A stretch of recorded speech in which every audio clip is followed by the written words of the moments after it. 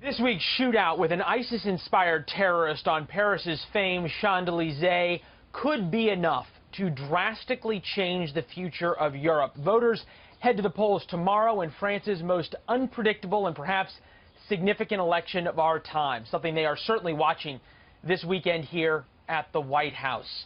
The attack is fresh meat for Marine Le Pen, the far right-wing nationalist candidate that wants France out of the European Union and has talked a lot about France's immigration issues. Gilles Capel is the author of Terror in France, The Rise of Jihad in the West, and joins us now from Paris. Good to see you, sir. Hello.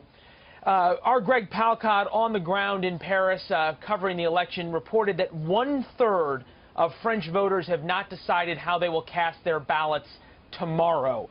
The question is, how big of an effect has this latest attack, the third significant attack in just a few months, had on voters? Well, it's not clear that, the Islamic State terrorists are going to be able to take the French election hostage as they had intended to from the scratch.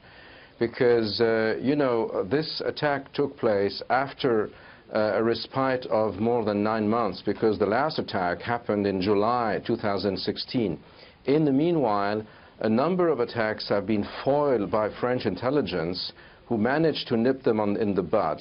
And when you look at what is happening in the pseudo-caliphate, the ISIS fighters are now being tracked down by the coalition bombing, they are being droned, and they don't have that time and that capacity to perform efficient attacks on European soil, in French soil in particular.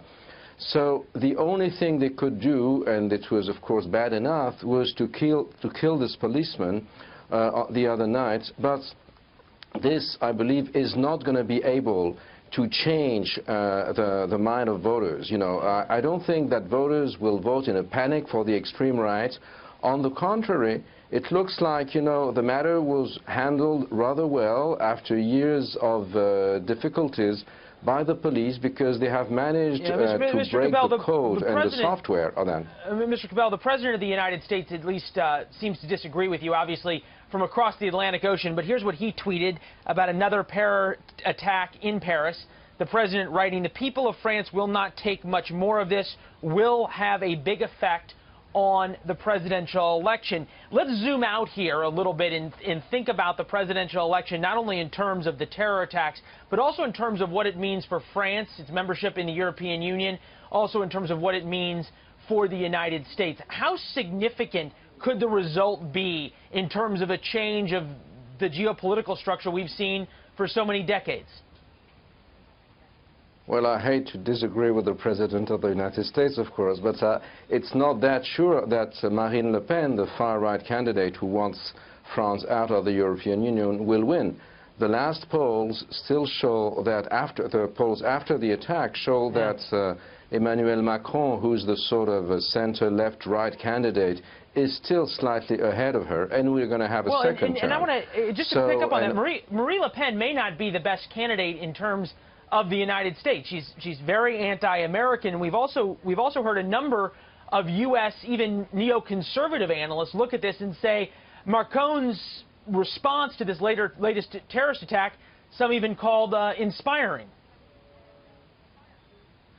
No, I believe that, Marine Le Pen is the only candidate that visited Trump's headquarters among French candidates or French hopefuls. But I don't think that she's going to be able to make it as of now. So we'll have to wait until, of course, tomorrow night when we have the results of the first round.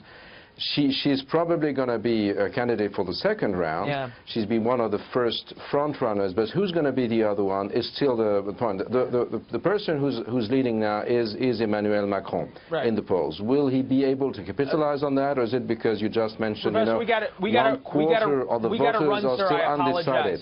We got to run. I apologize. Results tomorrow, 2 p.m. Eastern from Paris already. It'll be 8 p.m. there. Gilles Capel, appreciate your insights, sir. Thank you.